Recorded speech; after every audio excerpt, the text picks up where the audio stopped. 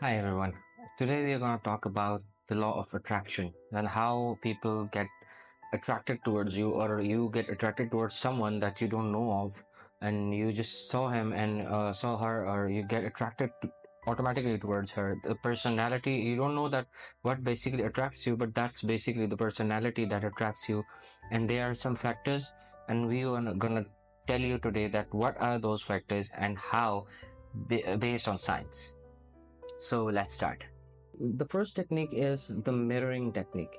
Mirroring means that you copy the other person unintentionally, or you do it intentionally but not letting him know or her know that you're copying them. Otherwise, it's quite weird, obviously.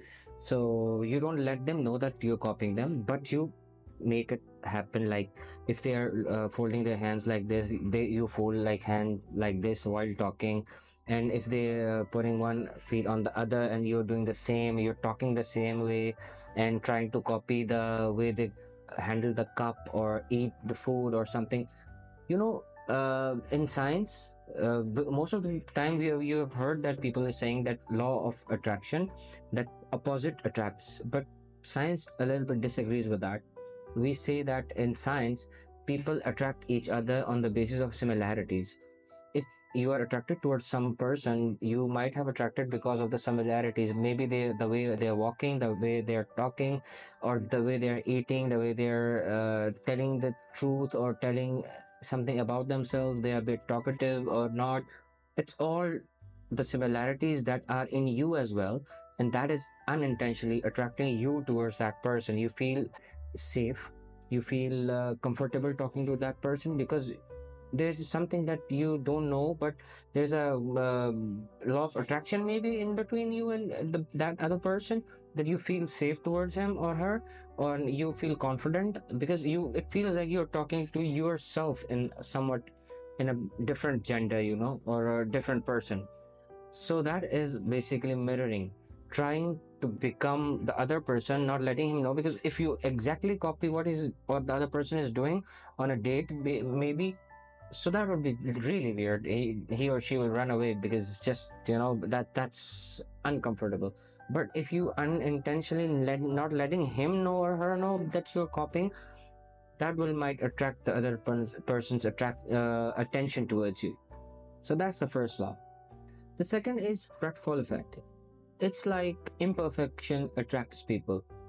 And again, this is something a newsbreaker for you might be, because we try to be perfect on a date sort of date. Okay, so we just want to be perfect in that first date, and we try our best to give the first impression as the last one and the most authentic, and try to overdo everything, dress and talk the way, the eat that way.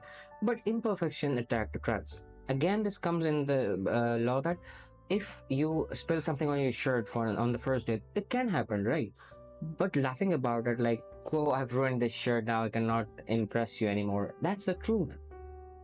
But that will attract the other person, that will make them feel like natural towards you, that you're speaking the natural way and speaking the truth about yourself to the other person.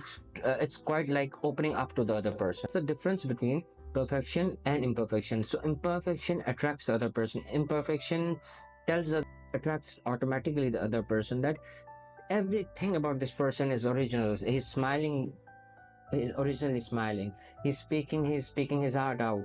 So that's the first thing you have to notice, that imperfection attracts. Because after watching this video, you might be changing a lot of things while the date you are having next time, because imperfection attracts, I'm telling you again. And it's a lovely feeling to know that a person is being original to you. The other thing is power of eye contact.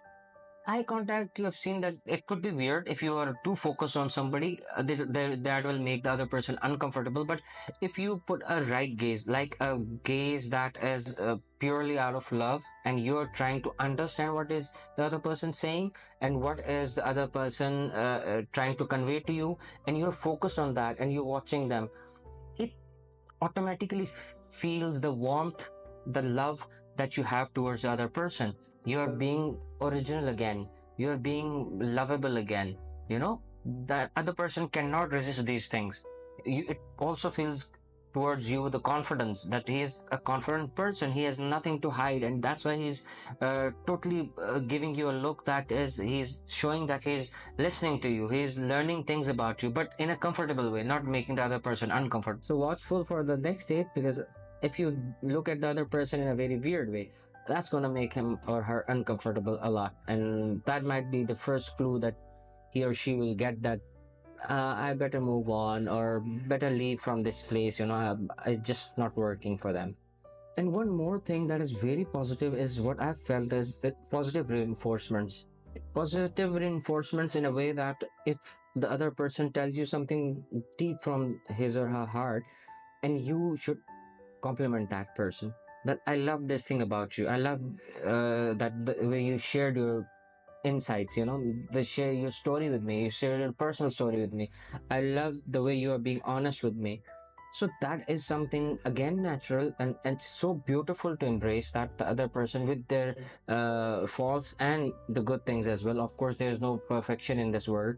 So embracing that, that will not only just give you a person that is full of love and beautiful nature, but also will give you a friend that understands you with their imperfections. And that's the beauty of every relationship. Most people try to be perfect and they lose relationships, and most people try to show other person that they are perfect and they lose a lot of dates because of that, because you cannot hide yourself.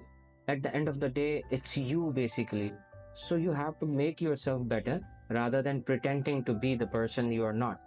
So that's, I think, most of it. You have to be natural about everything.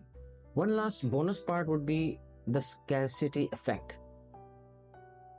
It sounds weird, but always available person is not cherished that way.